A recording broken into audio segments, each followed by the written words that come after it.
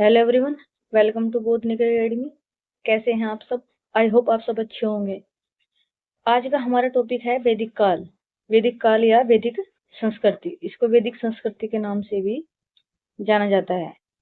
वैदिक जो काल था, इसमें सर्वप्रथम आर्य शब्द का प्रयोग किया था। आर्य जो मूलत भाषाई समूह को दर्शाता है। भाषाई समूह, लैंग्वेज ऑफ ग्रुप। आर्य का जो अर्थ होता है वो होता है श्रेष्ठ या उत्तम। आर्य को श्रेष्ठ या उत्तम कहते हैं। और सर्वप्रथम 1847 में लेसेन नामक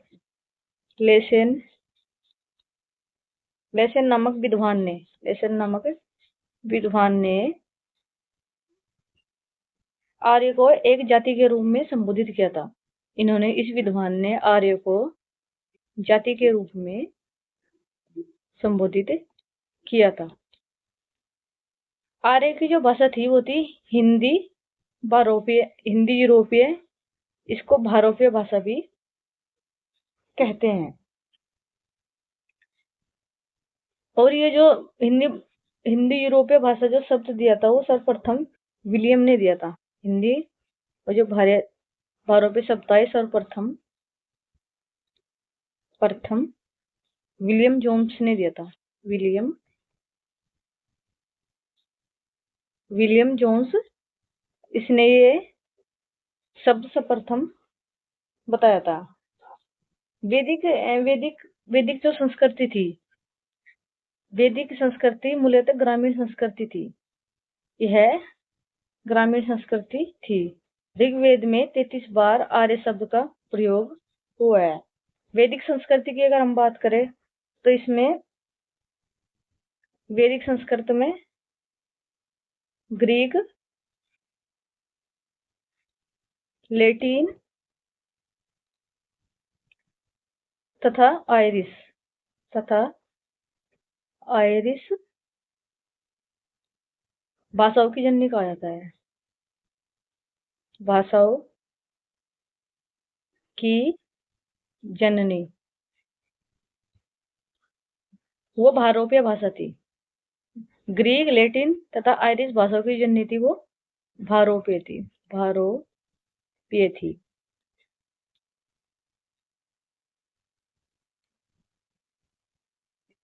वैदिक काल को दो भागों में बांटा गया है।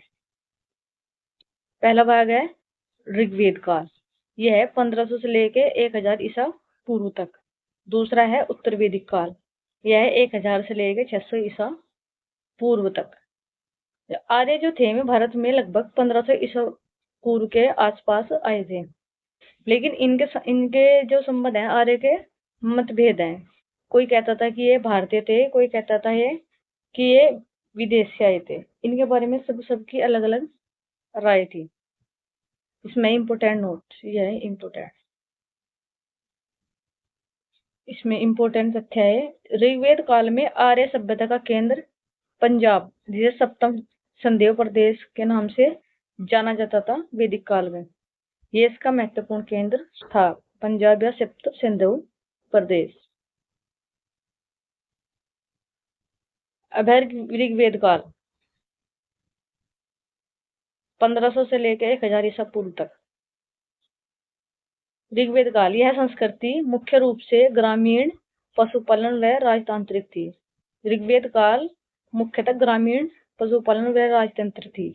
लेकिन जो सिंधु सभ्यता थी वह पूरी जो सभ्यता थी मुख्य रूप से वो थी नगरीय सभ्यता।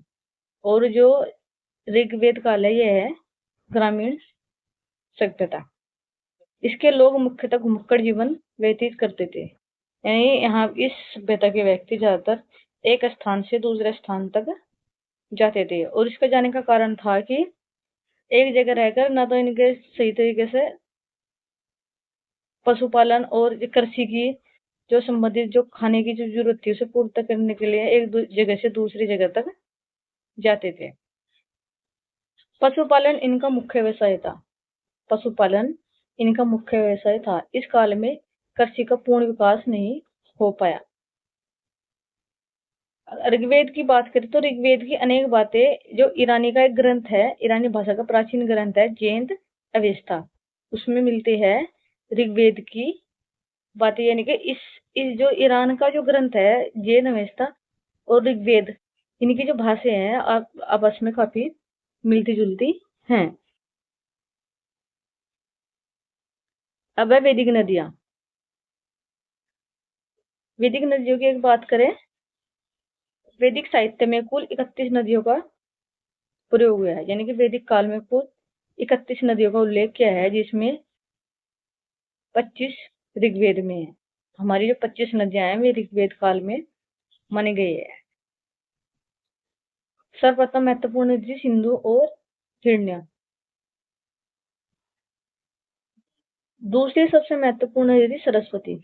यह दूसरी सबसे महत्वपूर्ण नदी थी। ऋग्वेद में सरस्वती को नदीतम, ये नदियों की प्रमुखता, यानी जो सरस्वती नदी थी यह सभी नदियों में सबसे प्रमुख थी।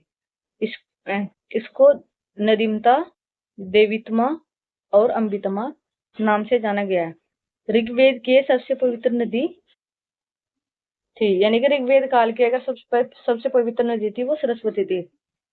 लेकिन वर्तमान की बात करें तो भारत की जो सबसे पवित्र नदी है वो है गंगा नदी। सरस्वती नदी को पाकिस्तान में नारा, रेनी, हाकरा और विंदा के नाम से भी जाना जाता है। पाकिस्तान में इस नदी का नाम नारा, रेनी, हकरा और विंदा था।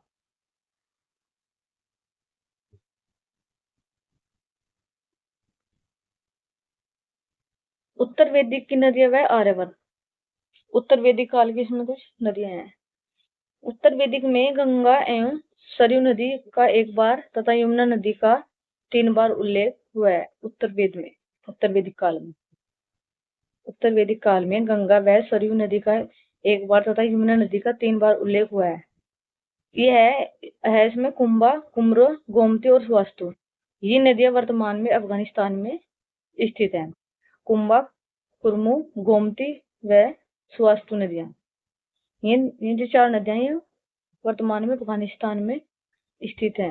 गोमती नदी उत्तर प्रदेश में भी पाई जाती है, जिसके किनारे पर गोमती नदी किनारे पर वो लखनऊ जिला बसा है।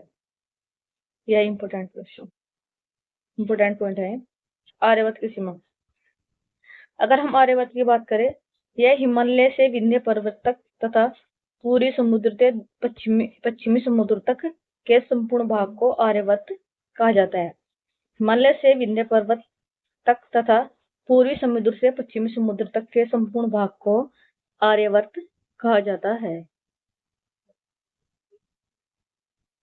ये इंपोर्टेंट पॉइंट है। यहाँ से नदियों के कभी कभी नदियों के बारे में क्वेश्चन पूछ लेते हैं कि वर्तमान और प्राचीन नाम।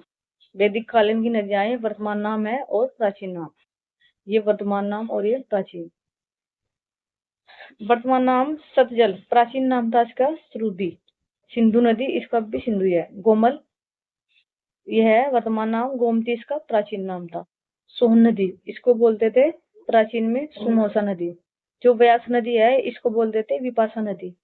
ये चिनाब नदी, इसको बोलते थे प्राचीन काल में आस्किन नदी। वर्तमान नदी और इधर ये वर्तमान है और ये प्राचीन। रावी नदी, प्राचीन नाम है इसका पुरासनी या इरावती। झेलम नदी को बोलते थे विस्ता नदी। कुर्रम नदी को बोलते थे कुरमू, ये अफगानिस्तान की है।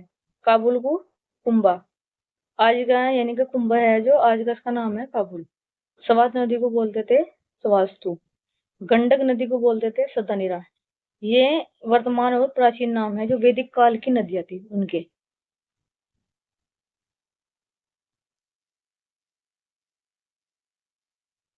अब है राजनीतिक व्यवस्था।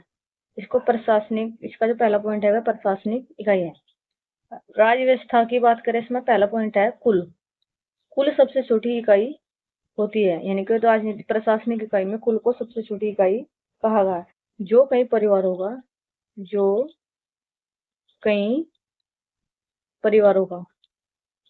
का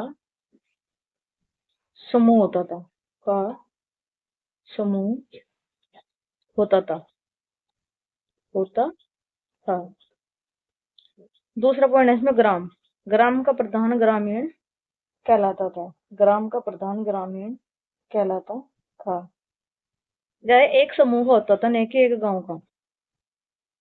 यह एक समूह को इंगित करता था, न कि गांव का। यह समूह को इंगित करता था।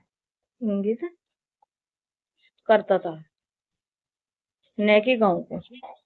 न कि गांव को। इसके बाद है विश्व को प्रधान या विस्पति कहलाता था। ऋग्वेद में इसका 170 बार उल्लेख किया गया है। विश्व का ऋग्वेद में 170 बार उल्लेख किया है। इसके बाद है जन। इसको प्रमुख जनपति या राजा कहलाता था। ऋग्वेद में इसका 275 बार उल्लेख किया गया है। जनपद का एक भी बार उल्लेख नहीं किया गया है। जनपद का एक भी बार उल्लेख नहीं किया गया। उल्लेख नहीं किया गया। नहीं किया गया।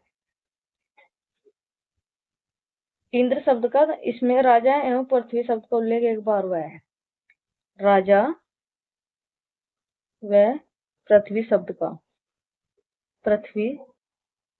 शब्द का एक बार उल्लेख हुआ है। एक बार उल्लेख किया गया है। उल्लेख किया गया है। इंद्र शब्द का 250 बार उल्लेख हुआ है। 250 बार उल्लेख हुआ है। उल्लेख हुआ है किसमें? ऋग्वेद काल में। और ऋग्वेद काल में ही सबसे पहले अगर हम बात करें, ऋग्वेद काल में सबसे पहली बार इसके देश या राज्य के लिए, देश या राज्य के लिए,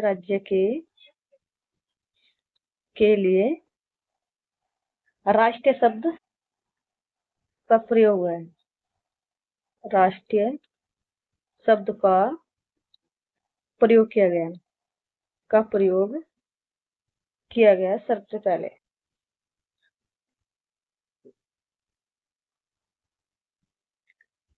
अब है हमारा पॉइंट 2, राजा की स्थिति।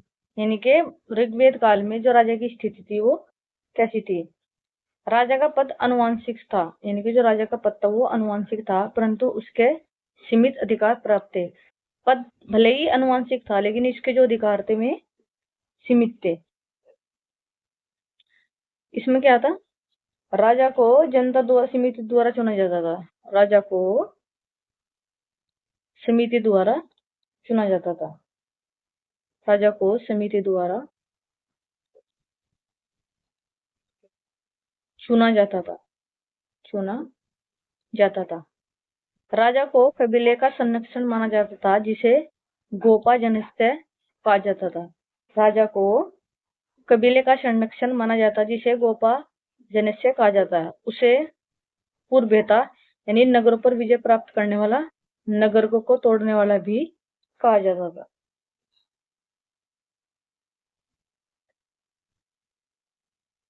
राजा कबीले का मुखिया होता था। यानी इसमें राजा कबीले का मुखिया होता था। पूरे क्षेत्र का वो स्वामी शासक नहीं होता था। पूरे भौगोलिक क्षेत्र का शासक नहीं होता था। शासक नहीं होता था। और जरा ज्यादा इसके लिए गोप शब्द का प्रयोग हुआ था। राजा के लिए गोप शब्द का प्रयोग हुआ था। और राजा था, सबसे महत्वपूर्ण तथ्य है इसमें पॉइंट ये, राजा भूमि का स्वामी नहीं बल्कि युद्ध का स्वामी होता था। ऋग्वेद काल में राजा भूमि का स्वामी नहीं बल्कि युद्ध का स्वामी होता था। अब है प्रशासनिक संस्थाएं। प्रशासनिक संस्था में पहली होती है सभा। दूसरी होती है समिति, तीसरी है विदस, उसके बाद चौथी गण। सभा की बात करें, यह जब सभा होती थी, यह वृद्ध एवं अभिजात लोगों के लिए इसे उच्च सदन कहा जाता था। जैसे आज के टाइम में हमारे उच्च सदन लोकसभा को कहा जाता है और निम्न सदन राज्यसभा को कहा जाता है। ऋग्वेद में इसका 8 बार प्रयोग हुआ है। सभा का ऋग्वेद में 8 बार प्रयोग हुआ है। समिति का, अब है समिति सामान्य जनता के लिए, ये वृद्ध जनों के लिए थी सभा, और समिति थी ये सामान्य जनों के लिए। इसका भी ऋग्वेद में 9 बार उल्लेख किया गया है। दूसरी है विशद। विशद को आर्यों की सबसे प्राचीन संस्था माना जाता है। यह आर्यों की सबसे प्राचीन संस्था माना गया। ऋग्वेद में इसका 112 बार उल्लेख हुआ है।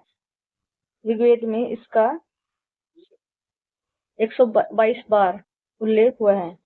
इसके जो भी सेना से संबंधित धार्मिक कार्य थे वे निपटाए जाते थे इसके द्वारा। सेना से संबंधित, सैनिक से संबंधित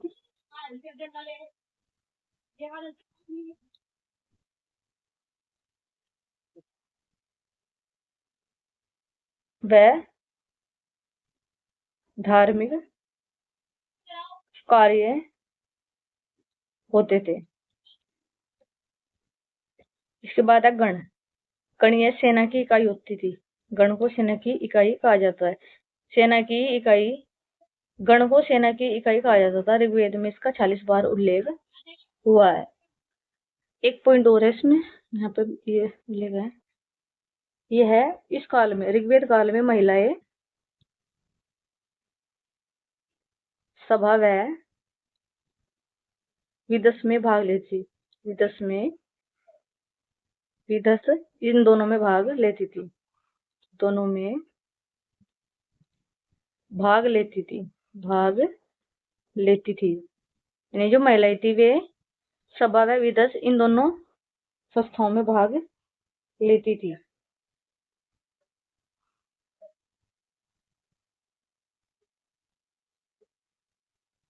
अब है इसमें दशराज युद्ध व प्रमुख कबीले।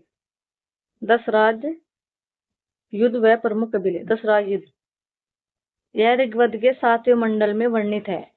यह युद्ध पुरुषी रावी नदी के तट पर लड़ा गया था।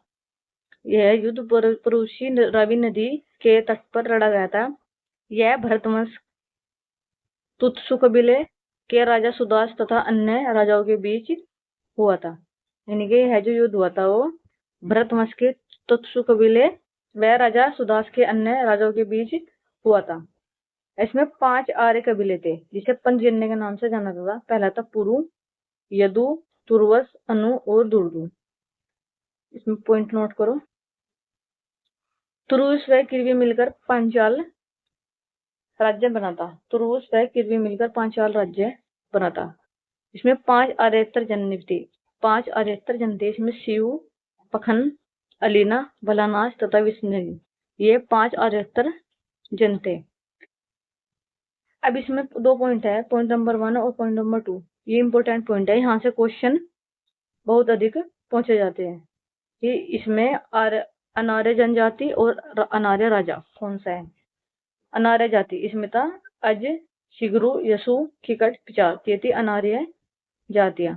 ये था अनार्य राजा। भेद, संबगर, चुमरी और पितुसु, ये थी अनार्य राजा। अब प्रमुख अधिकारी व सामाजिक जीवन। प्रमुख अधिकारी में पहला है परिवार। प्रमुख अधिकारी पुर को दुर्गपति कहा जाता था। दूसरा है कुलप, इसको परिवार का मुखिया कहा जाता है। कुलप को परिवार का मुखिया कहा जाता है। इसके बाद है सपज, यह है गुप्तचुरता। इसे गुप्तचर शब्द का प्रयोग होता था। यह जनता की गतिविधियां देखता था। यह जनता की गतिविधियां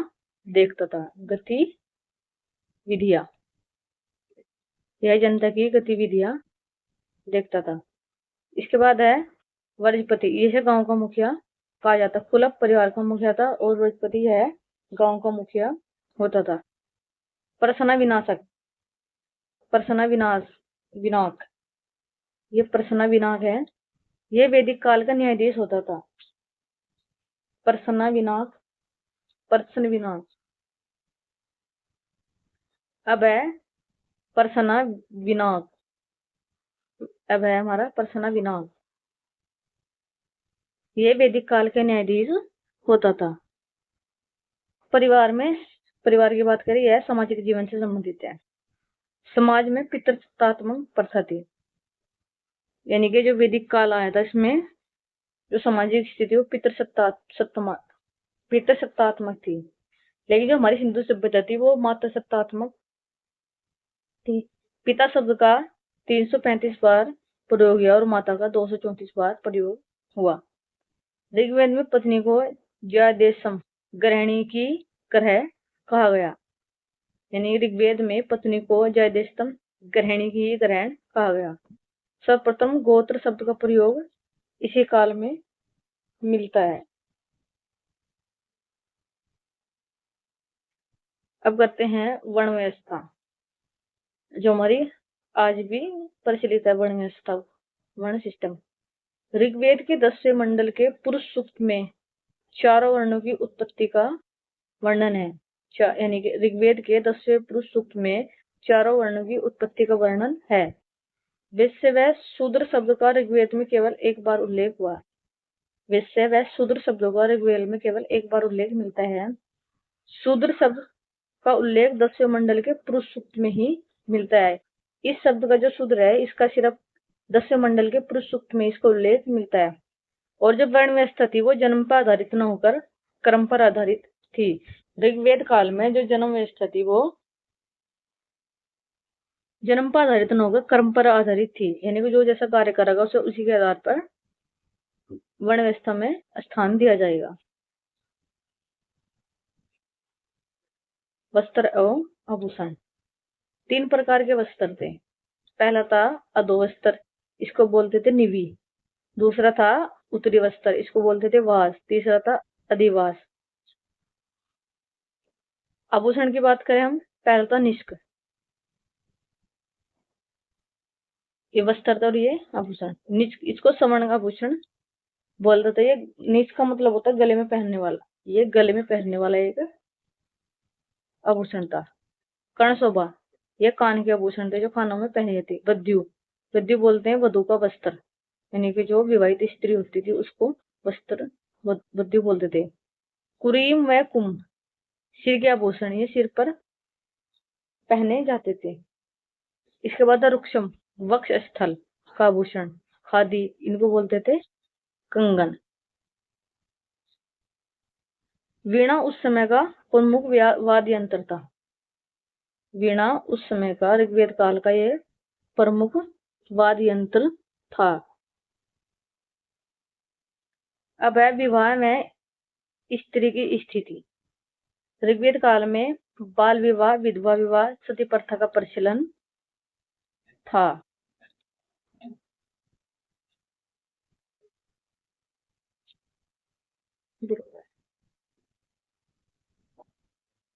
अब है विवाह व स्त्री की स्थिति।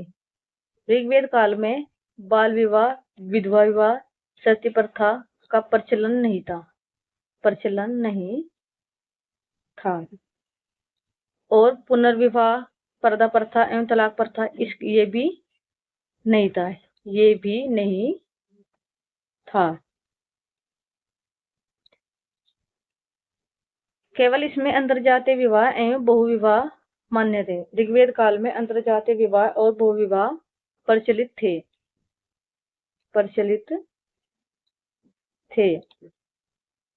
अब महत्वपूर्ण थी। एक होता है आमुज शब्द।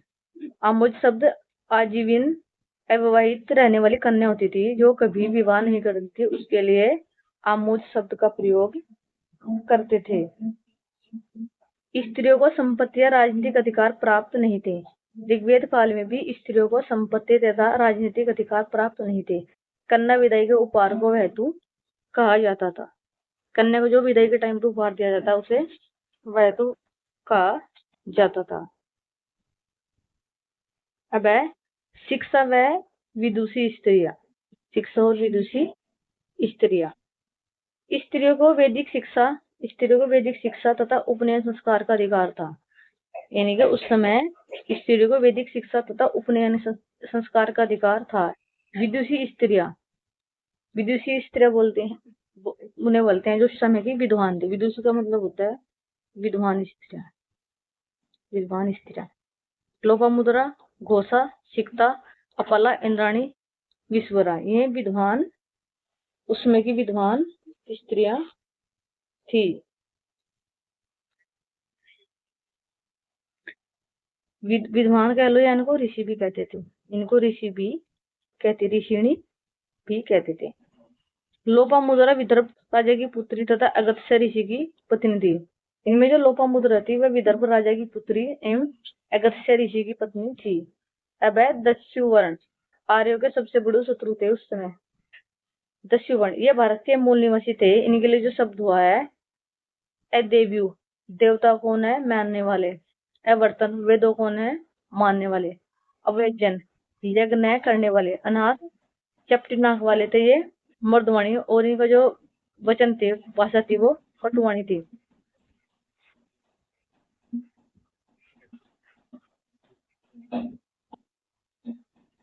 अब है ऋग्वेद का आर्थिक जीवन, यानी कि आर्थिक कृषि व भूमि। इसकी ऋग्वेद काल की अर्थव्यवस्था का मूलाधार पशुपालन व कृषि था। अर्थव्यवस्था का मूलाधार पशुपालन व कृषि था। इसमें भूमि को उर्वरा या क्षेत्र कहा जाता है। ऋग्वेद काल में भूमि को उर्वरा क्षेत्र कहा जाता था। अब बात करते हैं बलि की। बलि जो शब्द यूज होता है, प्रजा का राजा को स्वेच्छा से जो अंश देती थी। बलि यानी कि जनता है स्वेच्छा से अपनी बलि शब्द में अब है बलि शब्द, प्रजा राजा को स्वेच्छा से जो अंश देती थी जनता, उसको बलि कहा जाता था। अब है भूमि राजा की न होकर संपूर्ण कबीले के सामूहिक स्वामित्व में होती थी।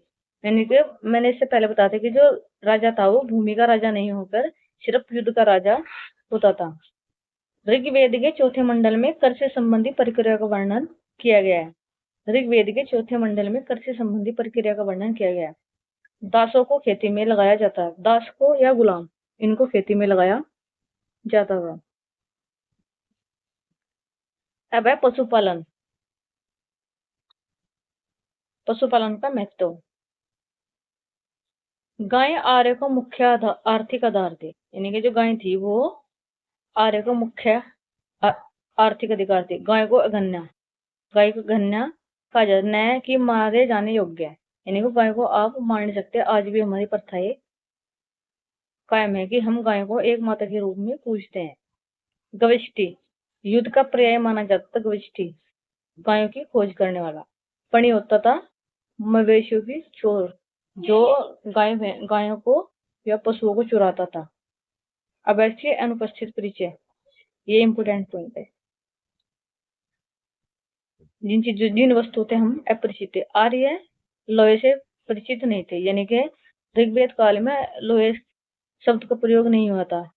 नमक, कपास, बाघ व गेंडे का भी कोई उल्लेख नहीं मिलता है।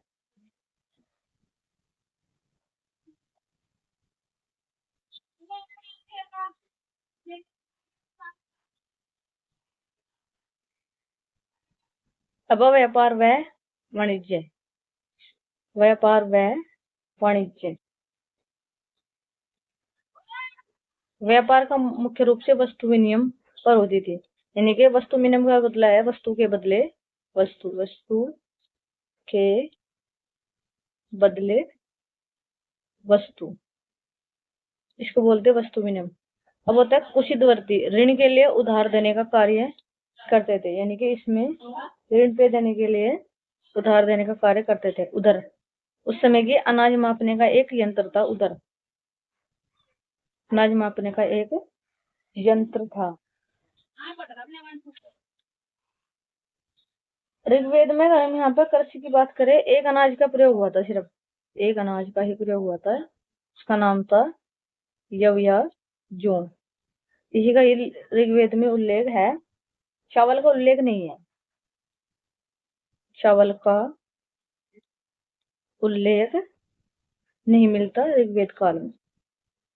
समाज के विभिन्न व्यवसाय थे, इसमें बढ़ई, रथाकर, त्वष्टा, विशक को वेद कहा जाता है। बढ़ई, रथकार, त्वष्टा, विशक और वेद, ये थे विभिन्न व्यवसाय के व्यक्ति। अब है धर्म। ऋग्वेद के प्रमुख धर्म व प्रमुख देवता। ऋग्वेद का कौन सा धर्म था? अब है ऋग्वेद धर्म व प्रमुख देवता।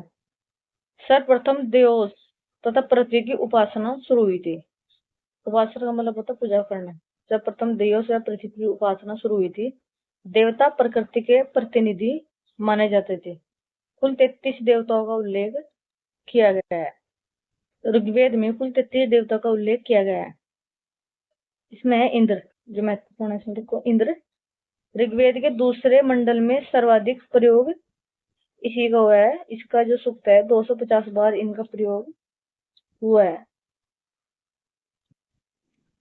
अग्नि, अग्नि देवता, इसका 200 बार 200 बार इसका प्रयोग, अग्नि का 200 बार प्रयोग हुआ है। वरुण, इसका 30 बार उल्लेख किया गया है ऋग्वेद में। इन्हें त्रस्त गोपा भी कहा गया है। इंद्र का 250 बार प्रयोग हुआ है शब्द का, अग्नि का 200 बार और वरुण का 30 बार इसका प्रयोग ऋग्वेद काल में ऋग्वेद में हुआ है। अब है अन्य प्रमुख देवता व देवियां।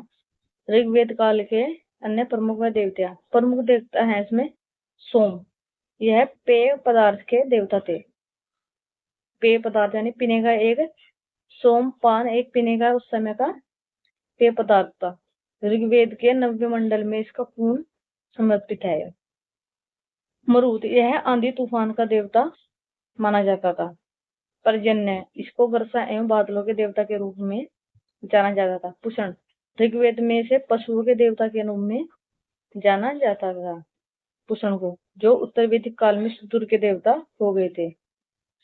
पुषण को ऋग्वेद काल में पशुओं को देवता और उत्तर वैदिक काल में शूद्र के देवता हो गए थे। अब है ऋग्वेद काल की प्रमुख देवियां। ये थे प्रमुख देवता और ये थी देवियां।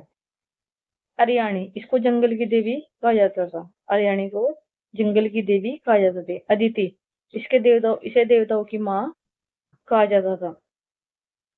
दिशण, इसको वनस्पति की देवी कहा जाता था। आई होप आपको हमारी क्लास अच्छी लगी हो। अगर आपको हमारी क्लास अच्छी लगी तो कमेंट और शेयर कीजिए। थैंक यू, धन्यवाद।